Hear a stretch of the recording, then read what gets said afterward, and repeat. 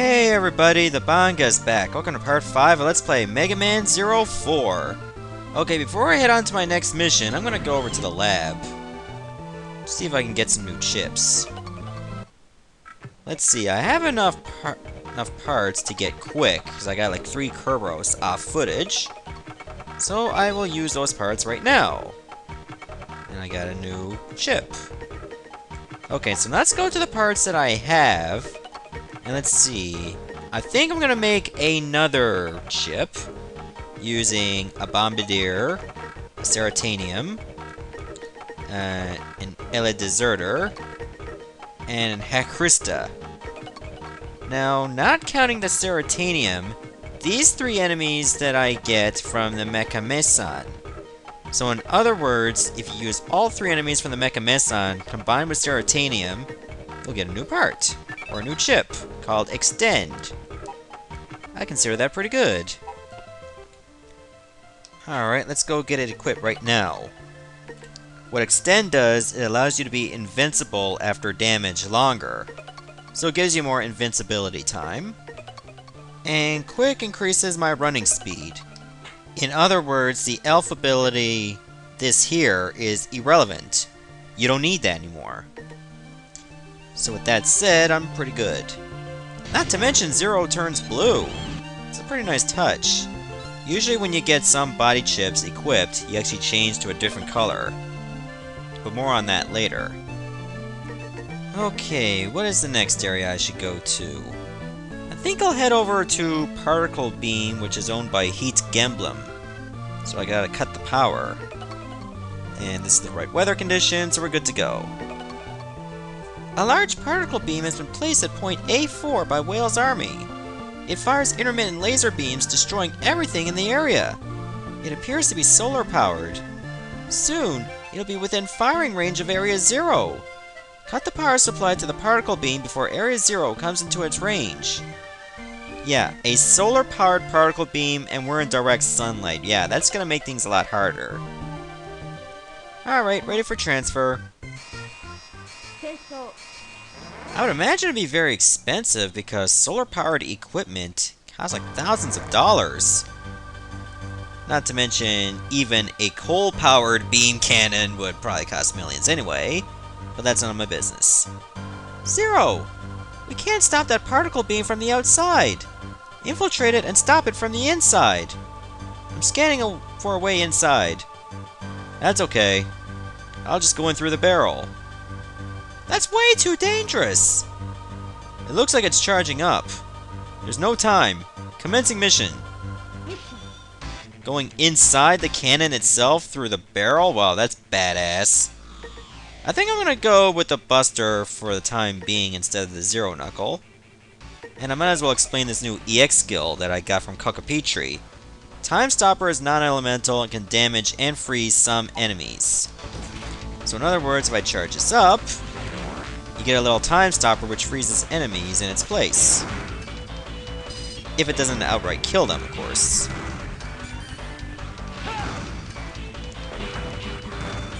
V-Missile, so I'm getting some new parts right away. Okay, this is where your time stopper is going to come in handy. Gives you an easy advantage against these enemies in particular.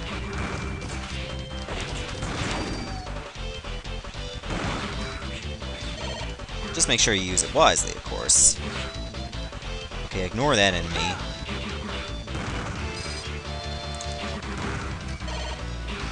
Okay, so far so good.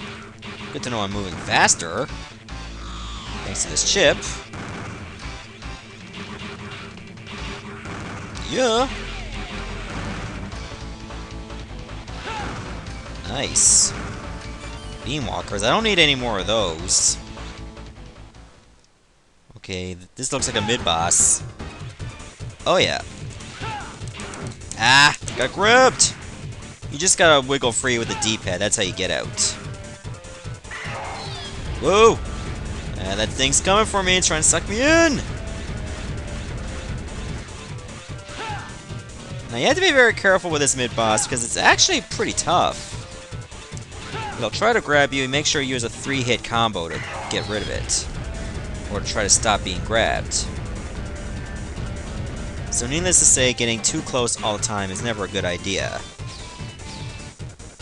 I can't use the 3-hit combo right now because it's too high out of reach. After a few hits, it obviously gets a little bit tougher. But I see no reason to use the Buster because it's weaker than the Z-Saber.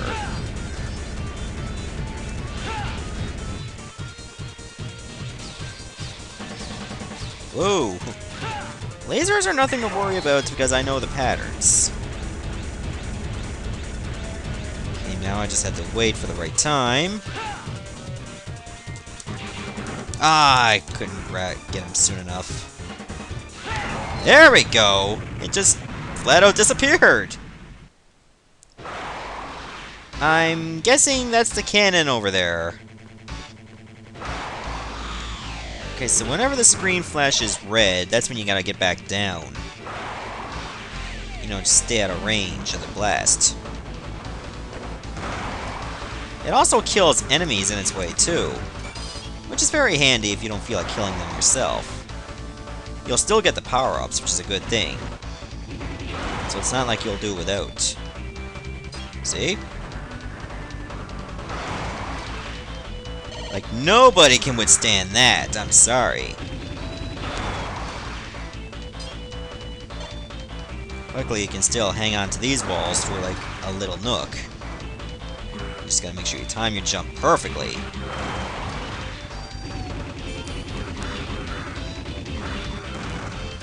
Still didn't get a chip or part from that enemy. I will soon enough.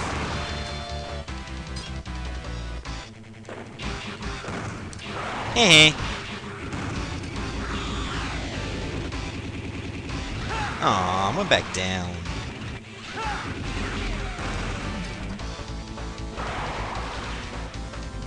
Okay. I'm guessing I have to go up now. Thank you! This must be the Seratanium. Up here! Whoa! Crap. I think I'm gonna use my sub-tank, yeah. Oh, yeah, I know what screwed me up. This enemy over here. Here's a little bit of vengeance for ya. Man, if only I can get the double jump. Because, yeah, you do get a double jump, but it's not till later. As obviously I don't have the right chips for it, or the right parts. I must have Mega Man Battle Network on the brain, because usually you get chips first.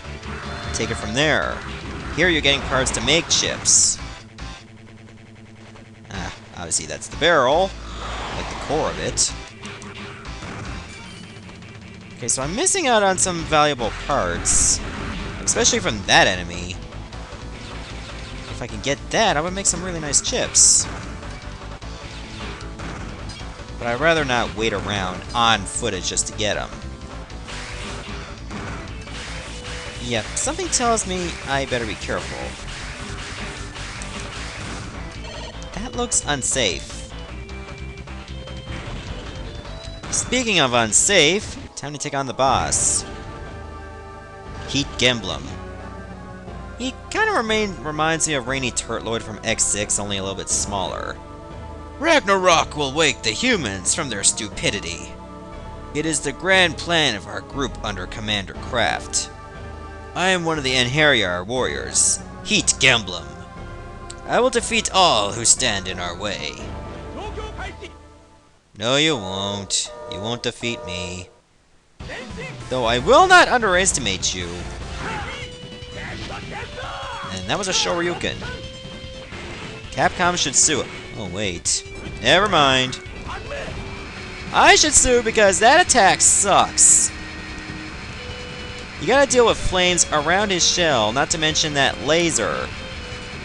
You can still get some shots in, like after you land. Something tells me I'm gonna need my sub-tank again. Oh, it's running low. There, and I can get my combo in. Oops. That was a bit reckless on my part. Damn it! He just keeps defending himself.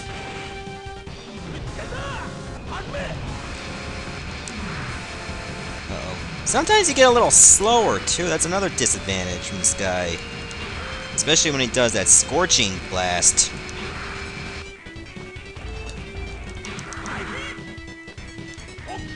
Oh. Oh, I should have stayed down.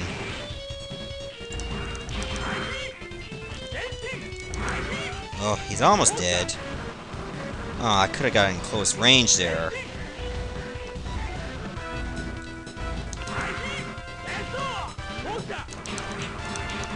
Got him! Grr! I failed to destroy my target. I'm sorry I failed you, Commander Kraft. Grr! Oh, you failed, alright then. Nice insides. Man, they must do a lot of experiments on you. Just none of the good kind.